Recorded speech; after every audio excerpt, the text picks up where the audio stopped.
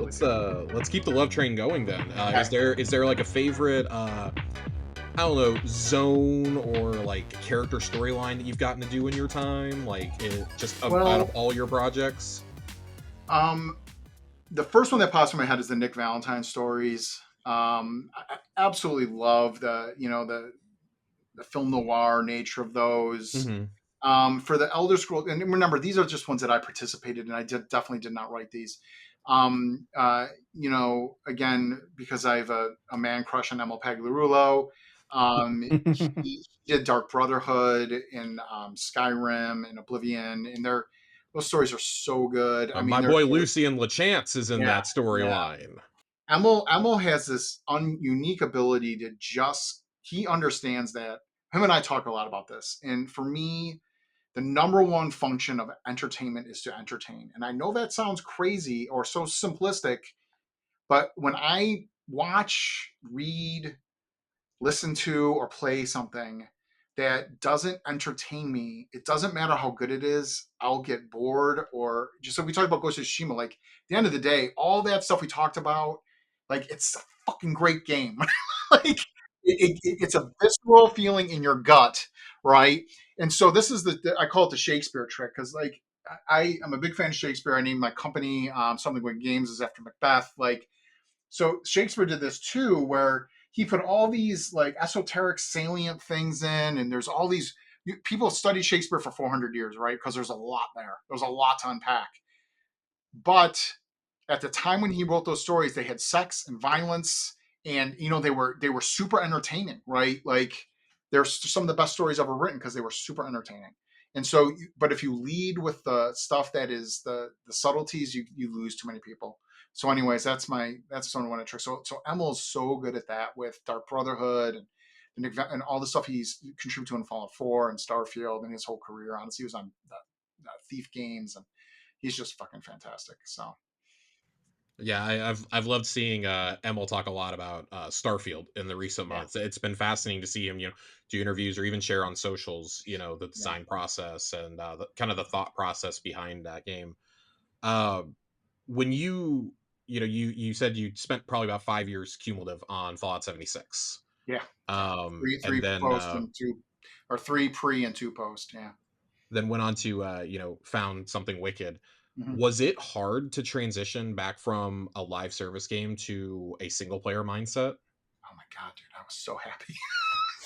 I was like, oh thank Like, and I guess God. kind of conversely, was it Listen, like here's really the hard no to here get there. into Listen, that? there was well, I had done majority of my so I'm 20 couple of years in 22, 23. The majority of my career is single player Hmm. games, and I play mostly single. So I grew up in again like before multiplayer was a real thing, other than putting quarters in an arcade next to some dude playing Street Fighter.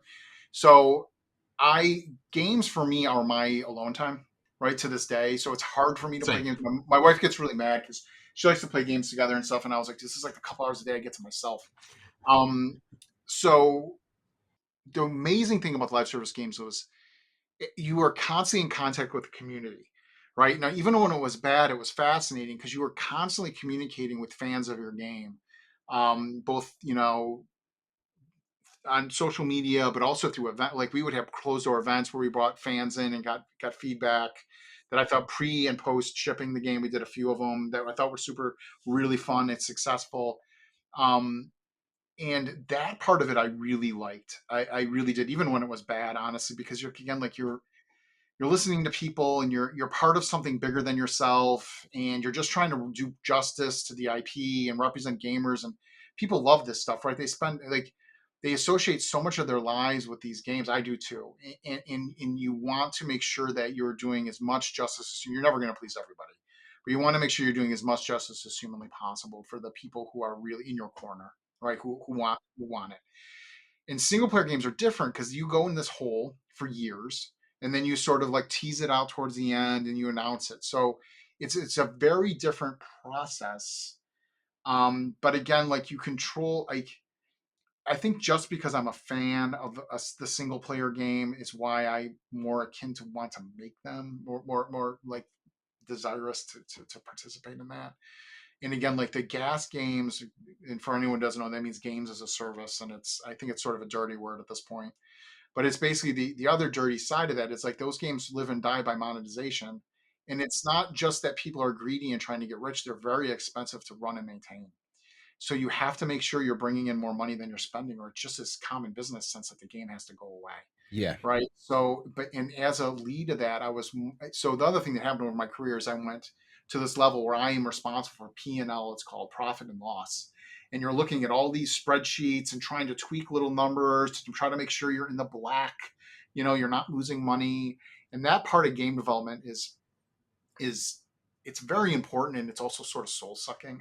Honest with you. So you just, I don't know. I just wanted to sort of go in the hole and make a really fun game, and that's what I've been able to do. leave me alone. If you want to see how you can become a Patreon producer, head on over to patreon.com/BossRushNetwork. The Patreon producers for this month are Adriel Munger, Austin Campbell, Celeste Roberts, Christian S., Sana Dierig, Francisco Santillan, Matthew Keel, and Todd Oxtra. Thanks for your continued support of the Boss Rush Network.